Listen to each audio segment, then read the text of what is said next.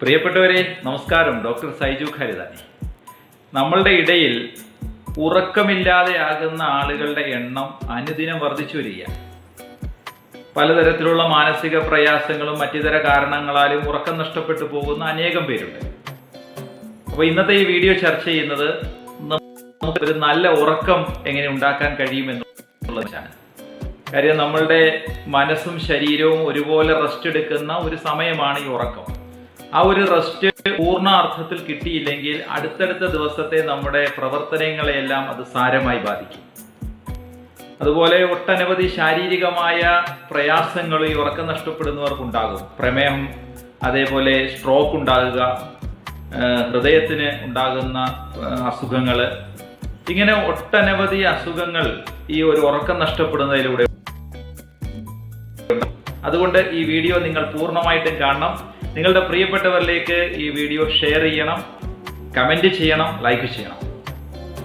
ഏറ്റവും ആദ്യത്തെ കാര്യം, നല്ല ഒരു ഉറക്കം ഉണ്ടാകാനുള്ള ഏറ്റവും ആദ്യത്തെ കാര്യം ഒരു ടൈം ടേബിൾ ഉണ്ടാക്കുക എന്നുള്ളതാണ്.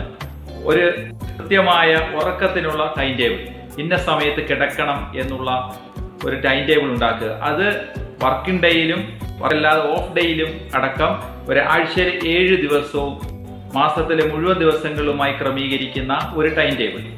അതിനനുസരിച്ച് കൃത്യമായ പ്ലാനിങ്ങോടുകൂടി ഉറങ്ങിയാൽ ആ ഒരു കൃത്യനിഷ്ഠത നമ്മളുടെ ശരീരത്തെയും ആ രീതിയിൽ ഉറക്കത്തിലേക്ക് പ്രേരിപ്പിക്കും എന്നുള്ളത് ആദ്യത്തെ കാര്യം. അതാണ് ഒരു കൃത്യമായ ഉറക്കത്തിനുള്ള ടൈം സെറ്റ് ചെയ്യുക എന്നുള്ളതാണ്. രണ്ടാമത്തത് സ്ട്രെസ് ഫ്രീ ആകുക എന്നുള്ളതാണ്. നമ്മൾ പലതരത്തിലുള്ള ആവലാതികളും അങ്കലാപ്പുകളും ഒക്കെയായിട്ടാണ് ഈ കട്ടിലേക്ക് വന്ന് കിടക്കുന്നത്. അത് സ്ത്രീകളായാലും പുരുഷന്മാരായാലും ഒക്കെ ഒട്ടനവധിയായ മാനസിക സംഘർഷങ്ങൾ അവരുടെ ജീവിതത്തിൽ ഉണ്ടാകും. പക്ഷെ ഒരു നല്ല ഉറക്കം കിട്ടണമെങ്കിൽ ആ സംഘർഷങ്ങളിൽ നിന്ന് ഫ്രീ ആയിരിക്കുക എന്നുള്ളതാണ്. അതിന് ചെറിയൊരു റെമഡി എന്നുള്ളത് ഒരു ബ്രീത്തിങ് എക്സർസൈസ് ആ കട്ടിലിൽ കിടന്നുകൊണ്ട് ചെയ്യുക എന്നുള്ളതാണ്. അതായത് വളരെ സ്വസ്ഥമായി കട്ടിലിൽ കിടന്ന 4 സെക്കൻഡ് സമയം കൊണ്ട് ലോങ് ബ്രീത്ത് ഇൻ ചെയ്യുക, ഒരു 7 സെക്കൻഡ് സമയം ഹോൾഡ് ചെയ്യുക, ഒരു 8 സെക്കൻഡ് കൊണ്ട് വായിലൂടെ ബ്രീത്ത് ഔട്ട് ചെയ്യുക എന്നുള്ളതാണ്. എന്ന രീതിയിൽ മൂക്കിലൂടെ ബ്രീത്ത് എടുക്കുകയും ഹോൾഡ് ചെയ്ത് വെക്കുകയും പതുക്കെ പതുക്കെ വായിലൂടെ ബ്രീത്ത്, അങ്ങനെ ആ ഒരു റിലാക്സേഷന്റെ ഭാഗമായി നമ്മൾ ഉറക്കത്തിലേക്ക് പതിയെ പോകുന്നതായിട്ട് നിങ്ങൾക്ക് അനുഭവപ്പെടും. അതേപോലെ മറ്റ് സ്ട്രെച്ച് ചെയ്യുക, അങ്ങനെ എന്തെങ്കിലും തരത്തിൽ സ്ട്രെസ് ഫ്രീ ആകുന്ന ഒരു എക്സർസൈസ് ആ ബെഡിൽ വെച്ച് ചെയ്യുക എന്നുള്ളതാണ്. ഇതാണ് രണ്ടാമതായി നമുക്ക് ചെയ്യാവുന്ന ഉറക്കം കിട്ടാൻ വേണ്ടിയുള്ള പ്രധാനപ്പെട്ട കാര്യം. ഒരു നല്ല ഉറക്കം കിട്ടാനുള്ള മൂന്നാമത്തെ മാർഗം 3-2-1 ടെക്നിക്ക് എന്നുള്ളതാണ്.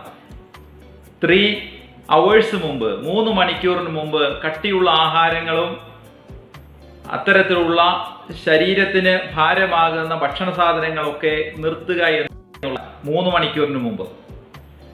2 മണിക്കൂറിന് മുമ്പ് കട്ടിയുള്ള ജോലി, പ്രത്യേകിച്ച് കമ്പ്യൂട്ടറോ മറ്റു കാര്യങ്ങളോ ഒക്കെ ആയിട്ട് ബന്ധപ്പെടുന്നവർ, അല്ലാതെ ശാരീരികമായി അധ്വാനിക്കുന്നവരുമൊക്കെ ഉറക്കത്തിന് ഒരു 2 മണിക്കൂർ മുമ്പ് ആ കട്ടിപ്പണിയും അവസാനിപ്പിക്കുക എന്നുള്ളതാണ്. 1 hour മുമ്പ് അവരുടെ സ്ക്രീനുമായിട്ടുള്ള ബന്ധങ്ങൾ അവസാനിപ്പിക്കുക എന്നുള്ളതാണ്. ഷട്ട് ഡൗൺ ചെയ്യുക എന്നുള്ളതാണ്. ഉറക്കം എപ്പോഴാണോ 10 മണിക്കാണ് പ്ലാൻ ചെയ്യുന്നതെങ്കിൽ ഒരു 9 മണിയോടുകൂടി സ്ക്രീൻ ഷട്ട് ഡൗൺ ചെയ്യുക എന്നുള്ളതാണ്. ഇതാണ് 3-2-1 ടെക്നിക്ക് എന്നുള്ളത്. വളരെ വേഗം റെമഡി കിട്ടുന്ന, എന്നാൽ നമുക്ക് വളരെ പ്രയാസകരമായി തോന്നുന്ന ഒരവസ്ഥയാണ് ഈ പറഞ്ഞത്. പക്ഷേ അത് ഉറക്കമില്ലാത്തവർ അത് കൃത്യമായി പ്രാക്ടീസ് ചെയ്യുക. വളരെ വേഗം നിങ്ങൾക്ക് പരിഹാരം കിട്ടുന്ന ഒരു ടെക്നിക്കാണ് 3-2-1 ടെക്നിക്ക്. നാലാമത്തത് ഒരു ഉറക്കത്തിന് അനുയോജ്യമായ ബെഡ്റൂം സെറ്റിംഗ് നടത്തുക എന്നുള്ളതാണ്. അതായത് നല്ല പ്രകാശങ്ങളൊക്കെ ഓഫ് ചെയ്ത്, അതേപോലെ കിടക്കാൻ പാകത്തിന് ബെഡും, തലയണ ഉപയോഗിക്കുന്നവരാണെങ്കിൽ തലയണയും ബെഡ്ഷീറ്റും അടക്കം നമ്മൾക്ക് ഒരു നല്ല സ്ലീപ്പ് കിട്ടണം എന്ന് ആഗ്രഹിച്ചുകൊണ്ട് നമ്മളുടെ കിടക്കാനുള്ള സൗകര്യത്തെ പരമാവധി മെച്ചപ്പെടുത്തി നിലനിർത്തുക എന്നുള്ളതാണ് നാലാമത്തെ കാര്യം. കാരണം ചെറിയ പ്രാണികളോ കൊതുകടക്കം അങ്ങനെയുള്ള എല്ലാ കാര്യങ്ങളും നമ്മളുടെ ഉറക്കത്തെ ഡിസ്റ്റർബ് ചെയ്യും. അതേപോലെ ചൂട് കൂടുക, ഇങ്ങനെയുള്ള കാര്യങ്ങളൊക്കെ നമ്മുടെ ഉറക്കത്തെ ഡിസ്റ്റർബ് ചെയ്യുക. അതുകൊണ്ട് ഉറങ്ങുന്നതിന് മുമ്പ് തന്നെ അത്തരത്തിലുള്ള പ്രയാസങ്ങളെ ഇല്ലായ്മ ചെയ്യുന്നതിന് എന്ത് സാധ്യതയാണോ പ്രയോജനപ്പെടുത്തേണ്ടത് ആ സാധ്യത ഉപയോഗിച്ചുകൊണ്ട് നമ്മുടെ ഉറക്കത്തെ, ആ ഒരു സറൗണ്ടിങ്ങിനെ, നമ്മുടെ ആ സിറ്റുവേഷനെ ഉറക്കത്തിനനുസരിച്ച് സെറ്റ് ചെയ്യുക എന്നുള്ളതാണ്. അഞ്ചാമത്തത്, നമ്മളുടെ വീട്ടിലൊക്കെ കുട്ടികളിരുന്ന് പഠിക്കുമ്പോൾ കണ്ടിട്ടില്ലേ, അവർ പെട്ടെന്ന് ഉറക്കം തൂങ്ങിപ്പോകുന്നത്.